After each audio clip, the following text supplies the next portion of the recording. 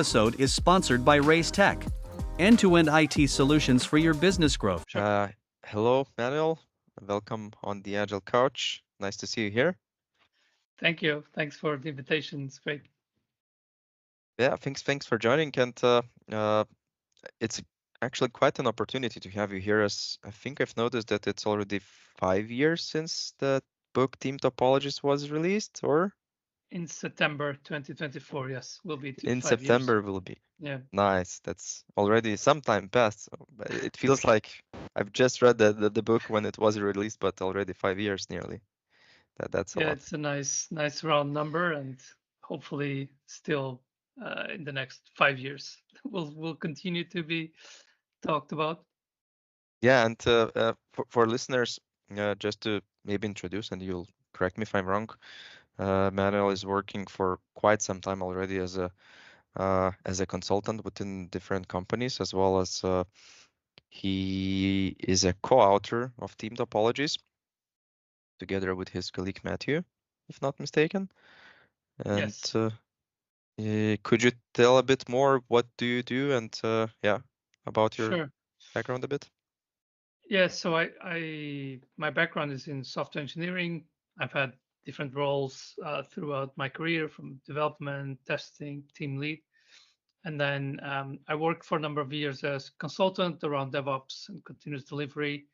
And then me and Mathew Skelton, we were working together, and eventually we published the book Team Topologies through IT Revolution in 2019, so almost 5 years ago.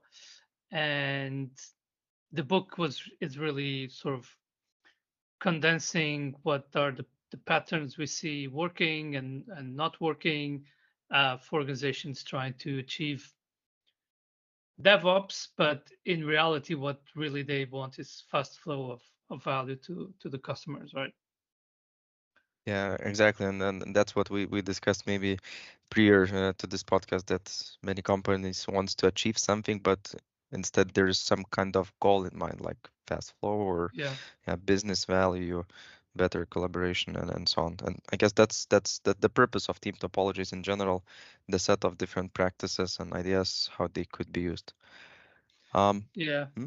I still see many organizations, even like those objectives are a bit blurry, like what exactly are you trying to achieve? But my impression is that at least focusing on fast flow, being able to deliver value to the customers faster already helps to provide some more guidance than just we want to adopt DevOps or Agile, which yes, they're practices and their ways of thinking that are helpful, but as a company, that's not your goal, right? Or I don't think it should be to be DevOps. It's how does DevOps helps us to get to our goal. So thinking in terms of fast flow helps already at least get closer to what exactly are we trying to achieve. Yeah, and as I remember, there are many good practices that you share within the book, and even outside of the book, as we met in different places. Uh, Examples are not just the team types that usually people are aware of, or the ways of collaboration, but things like very simple things sometimes. Describing team APIs, such a simple thing might make a huge difference, the change, or focusing on remote teams patterns, and how these teams should look like, that might make a huge change. And Yeah. I'm in general interested, and was thinking about this podcast once we'll meet, what would be interesting for our listeners to get more of a perspective from your side. So nearly 5 years since this practices set of practices book is released, and people are aware of. There was lots of noise around in different communities, and of course we've been interacting with companies to help them to get things changed. It would be interesting to talk what are the successes and what are the challenges or setbacks, what sometimes didn't work, what sometimes did work maybe, and what were the reasons. What do you think of it? So I thought to check from this angle, from Yeah. this perspective. Yeah, I mean, there's a lot we could go into. There are some things which were success almost, let's say, was not intentional when we were writing the book. We were writing the book thinking about what is a consistent set of patterns based essentially on engineering principles applied to teams and to the way we organize and interact that can help us achieve faster flow. But one of the things that became quite successful, obviously, when we were writing the book, we thought this is more targeted at um, people in management positions or leadership. But one of the things that happened, like you said, is different communities picked up the book, like from agile coaching perspective. For example, I think it gave some pointers as to how exactly do we get teams to be more self-sufficient or more autonomous, because that's something we've talked about in a lot in agile. But how exactly do you do this in an organization where you are not working in isolation, right? You are one team, probably working maybe on one part of a product where many other teams are working on. So there are always sort of dependencies, and I think that's one example where agile coaches picked up the book. Then also people more in architect roles also picked up the book because of the ideas around Conway's law and how do we deal with Conway's law in a way that's advantageous for us. So that was one really cool thing to see happen, and I think explains partially the success of the book is that different people take different things from the book. And yes, if you're talking about changing the responsibilities of teams or introducing a new type of team, of course usually you need some kind of management buy-in, but Yep. there are many things that teams can do by themselves, and that's pretty good thing, like the team API that you mentioned. Just okay, even if we cannot change what's around us, maybe we can be more explicit about how do we like to interact with other teams, what identifying which dependencies we have on other teams, how can we address those dependencies if they are blocking us from going faster, this type of thing. So generally speaking, introducing ways that different people in different roles can think about the flow and how to improve flow. That was a pretty cool thing.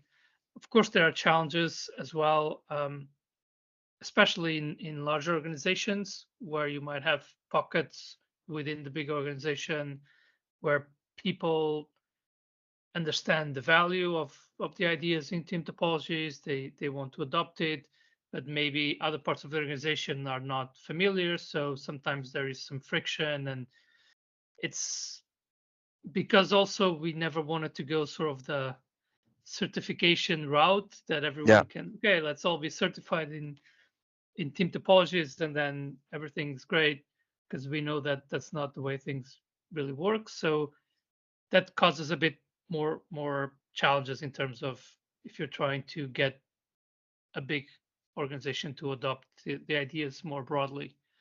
Yeah.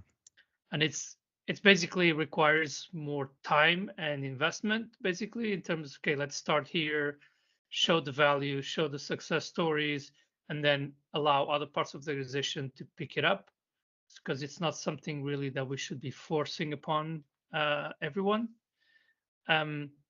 But there's some interesting examples of organizations that, for example, the bank ING in the Netherlands, well, Yep. the headquarters in the Netherlands, they have a quite interesting approach to not just team topologies per se, but they have a ways of working group that's sort of kind of centralized, but effectively what they're trying to do is share with the rest of the organization. So across different countries where ING is present, like here are some good ways to do, agile, adopting team topologies, provide also the support and the means for those kind of local parts of the or local companies within ING to adopt those ideas.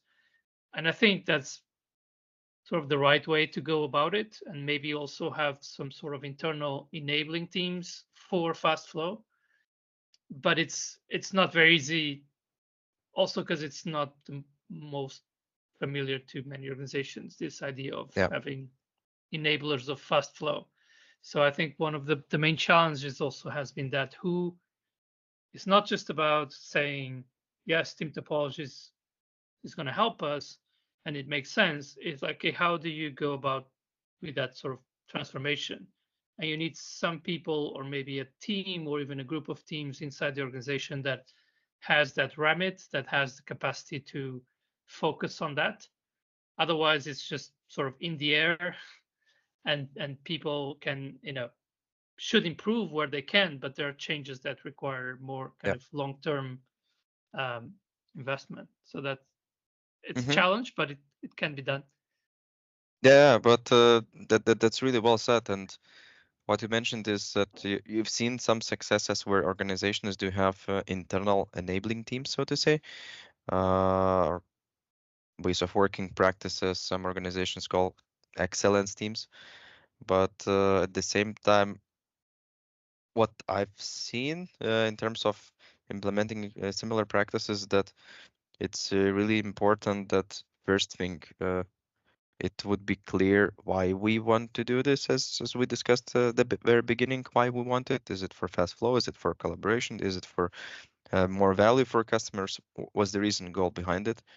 And second of all, I think some of the organizations might fail from what I've observed as well, if there is not enough of a leadership support doing that.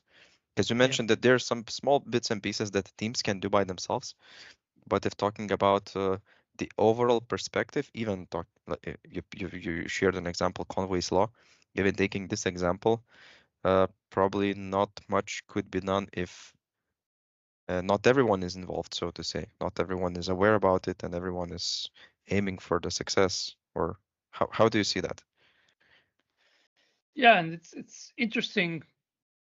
Again, 5 years later, after writing the book, we can even for us, like me and Mathew, as the authors of the book, we've also realized these things. Like when we wrote the book, we're really focusing on improving the flow, adopting um, sound principles for organizing teams and reducing dependencies between teams and things like this. Um, we knew that we had seen, and we knew that if we adopt this type of principles, in general, people tend to feel more motivated because if you look at the intrinsic motivation aspects of people want to feel they have autonomy, they have mastery, and they have a clear purpose. These things match very well with teams that are more self-sufficient, that have a clear mission, that have understand who is benefiting from the value they provide, who are their customers, and so on. So we knew that was correlation, but that has even become more um, sort of center stage for us as where we see the successes. We see that not just it's good for the organization, but people actually feel more engaged. They come back. Sometimes they tell us, this really even sort of almost changed my life or my work life. Like now Mm-hmm. I'm much more engaged and I'm interested, much more interested in what I do. So for us as authors, also like we need to get that more center stage. While when we wrote the book was like we think there is this nice side effect. We actually now have a mission as Team Topologies to make work more humane, which is really identifying this. Yes, there's really strong connection. Um, so from our perspective, it's also about improving essentially the life of people working if the organization is set up in a way that promotes that intrinsic motivation. But it's also like the financial side. That's also something that we're actually working on is, okay, how do we communicate also the financial side of this equation, if you like. Mm-hmm. um, and again, there are benefits if we have less waste, if we have less dependencies, if we have teams that are able to do more work autonomously. That actually translates into should translate into ability to get more revenue probably, and get more value to customers. Um, and so that, because sometimes Team Topology is very successful within engineering part of the organization, Mm-hmm. but sometimes outside of that area, not everyone's really understands why are we organizing in this way, why do we need this type of teams, and some things might look as a cost if you take them in isolation.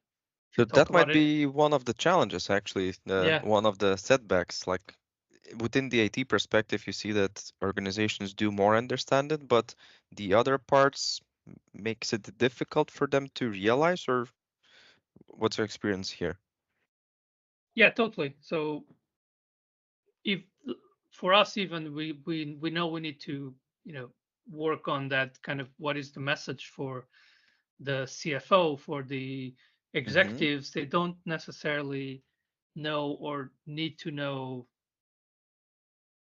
more in depth around why team topologies, how does that help us. When I say team topologies, could be also other approaches for fast flow, Mm-hmm. but they need to understand why is this helpful for the organization. It's because fast flow, we can deliver more value, we can experiment more. If ideally we can get to product market fit or what have you, depending on what you're trying to achieve. um, Also, if we talk to HR, then yes, this helps motivation, so you get more employee engagement and retention, if that's what you're looking Mm-hmm. for usually in HR. um, so there are benefits, but maybe not always communicated in that way. Mm-hmm. And that's part of also what for me in particular is quite interesting. So I even have a talk where I'm giving some examples how to apply ideas from team topologies outside of engineering, right? Mm-hmm.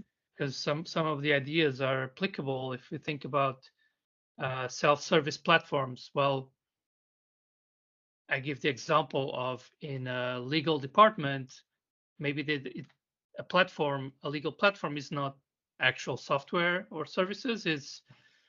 Maybe it's just a wiki that has an easy way to understand which legal documents exist or templates, in which cases to use. So it helps people outside the legal department to be able to do some self-service. They won't be Yeah. specialists, but if I have kind of um, simple or common use cases, like I need a contract for NDA, Yeah. non-disclosure agreement. Here's the template. What do you need to be careful? But then you can do it yourself. So this kind of thinking um, can be applied in whether it's platforms or it's also about enabling how much legal information or compliance should the teams that are developing services in digital services, how much should they know? And Yeah, so can that's a we, very interesting example that you yeah, mentioned. Yeah, and that self-service perspective uh, might be taken indeed much broader, because there's so many things that people are repeatedly doing. Of course, each and every is unique, but some of the specifics remain the same. So if we can utilize that information to reduce our own cognitive load, that's one of the yeah, point. And if our cognitive load, of course, is reduced, then we are happier at the end, because we don't need to have that many things keeping yeah. in our head. And that's And there one are of many, maybe selling points as well, to yeah, try and use it. Hmm? there are many aspects of yeah, working in especially large organizations where you could think, well, actually, there's probably a better way to do this. If you think about uh, approvals for training or for tooling, or if you think about procurement and getting help from outside the company, tends to be quite slow and quite focused on optimizing for the department that's responsible, right? So Ownership, so to say. Hmm. yeah. But from a flow perspective, okay, maybe this is not the actual flow of the changes to the product, but it impacts the flow, because if you need some training or your team needs some training, I don't know, around generative AI or what Yep. have you, if that takes multiple weeks, then you're actually slowing down the delivery of that kind of new value by that team. So there are many examples where it would be interesting to get these ideas of fast flow outside of engineering. I think it could make a lot of sense, but it's fairly new to Yep. most of those departments, even uh, in more traditional HR departments. They're not necessarily focused on these ideas of fast flow. So it will take some time, but Yeah, absolutely. we're making I'm some progress. I'm sure everyone wants to get that fast flow, but not everyone is aware how to and what are the ways. For example, your very well explained situation with legal services. The same goes with hiring new team members. Um, it's centralized in most of the companies to go through a Yeah, hiring team, while at the same time the end value is within the team that is actually working with that person. yeah. I actually And had one conversation once, and this was a public agency in North America where they were actually trying to. It was in Canada, and they were trying to the people who were responsible for human resources, they were trying to provide a sort of platform to the rest of the organization, like showing them, okay, if you need to hire people, this is sort of the standard process, and these are the things you should be looking at. But then they could take the let's say that the different departments could take ownership of the hiring process and not depend on the centralized HR. So that I thought was cool, but like I said, most organizations are very centralized yeah. process.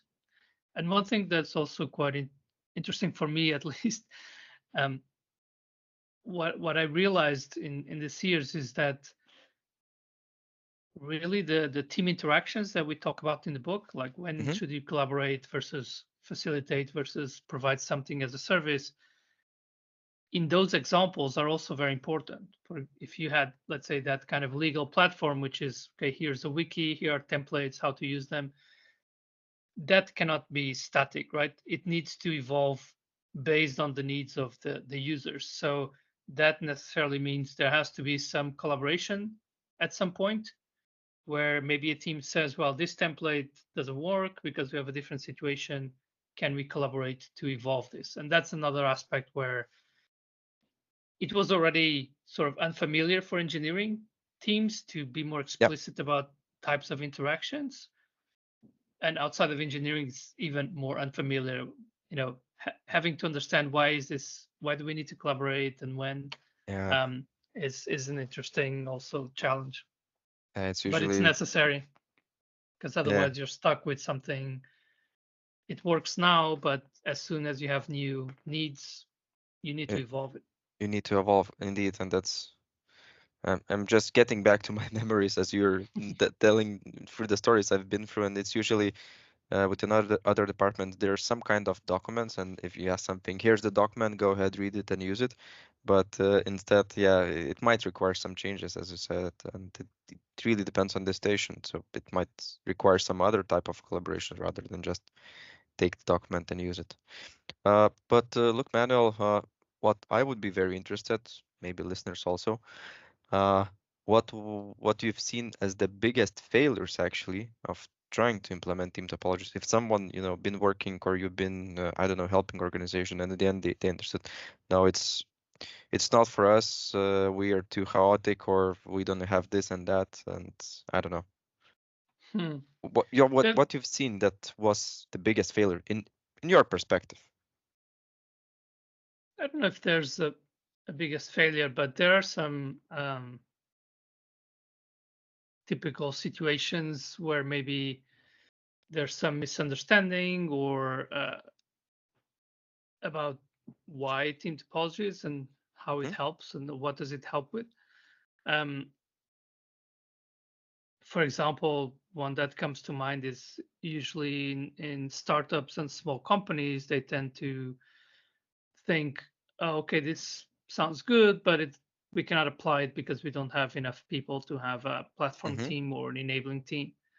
Um, And I think that's a lost opportunity because actually it's more about those behaviors. Yes, you don't have enough teams to do that, but what is the platform behavior? What's the minimal platform? Maybe you is just having a wiki that people can um, provide guidance on how to do things, how to help other teams get started quickly. Um, so that's also a type of platform in the sense of team topology, something that helps reduce cognitive load for Mm-hmm. others. And enabling behaviors might be more in that scenario is more of a senior engineer pairing with a junior engineer to kind of help them upskill and understand more about our product technologies, etc. So I think the behaviors can be there even at startups, and then eventually as you grow, yes, then you can think about actually it would be good to have a platform team or some type of enabling team and so on. So that's one, I would say, a bit of failure on our part to kind of explain this and Mm-hmm. say, hey, actually you can apply the same principles and behaviors even if it's not exactly the same pattern, it's not exactly platform teams and enabling teams, but you're trying to achieve the same thing. Um, and then, yeah, I think that we've seen at least one example where an organization had made a lot of progress adopting the ideas in team topologies, but then it's still quite volatile to leadership changes. So in Mm-hmm. that specific example, leadership changed and the new leadership didn't see the value, right? They were not familiar with team Yeah. topologies. So it looked to them as, okay, why do we have these teams and why are we doing these things this way? And they basically roll back a lot of what was done. Um, and that's partially why we realized we need to do better at explaining the connection between fast flow, especially inside engineering, and financial. What is the financial gain from this? So, and what is the um, motivational gain also from these approaches? Yeah.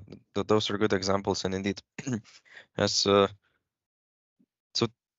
in short, team topologies might be a way of thinking rather than specifically a way of doing.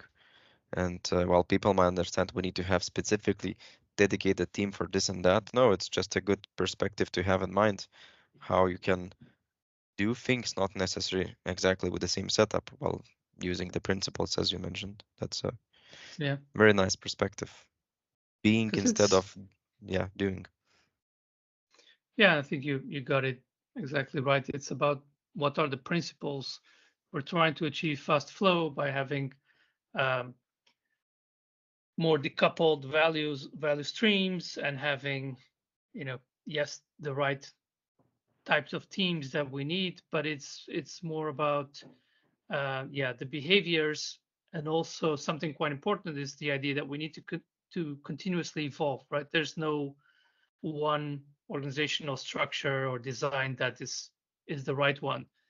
You need to switch from that mindset to actually we need to think about the organizational dynamics over time. Like we are here, we're going to need to evolve, which might mean different things. It means we need to different responsibilities for teams, or we need new teams, or we need less teams. It can be anything depending on our challenges. The point is that we need to have this sensing approach, which is something that people who just take the key patterns that we talk about, which are the four team Hmm. types and the three interaction modes, if they often or many people miss that it's actually the sensing part, the evolution, using these patterns but evolving them over time. Um, so you could say also that maybe we should have started with the Yeah. evolution part before we talked about No, the but team types. it's pretty clear. I think since I firstly got introduced to team topologies, it was quite clear that there's nothing around stability, but the idea is to continuously evolve and to look for triggers, look for patterns, and do the adjustments to see if it works or not, and then do the adjustments once again. It's like with everything, Yes. you cannot have stable environment, and things are complex that we work with, and we are humans that are complex in general. Yes. So we need to For try sure. continuously. I do wonder, there has been some development, probably if you've noticed, and I'm sure you're aware, we're using team topologies, and or other people were started to create other models, if I could call it. I've seen there's a org topologies kicking off. So there's lots of different perspectives. People are taking ideas and then practices principles described here.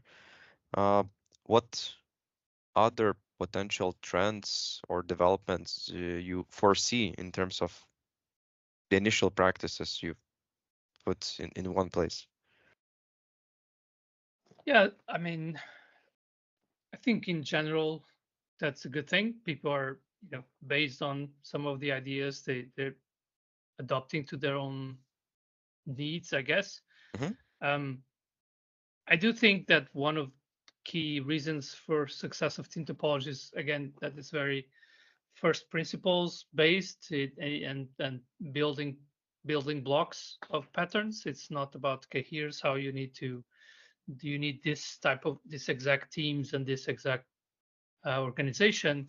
That's part of success. So some of those frameworks kind of take it more to more prescriptive side and say, well, you need Hmm. this and that and that. And that's where I think organizations need to be careful. Does this make sense for us? Because now we're already, it's almost like now we're funneling into a specific uh, road or direction, and you need to be careful. Is that what you actually need? Um, so that's the only thing to be mindful of.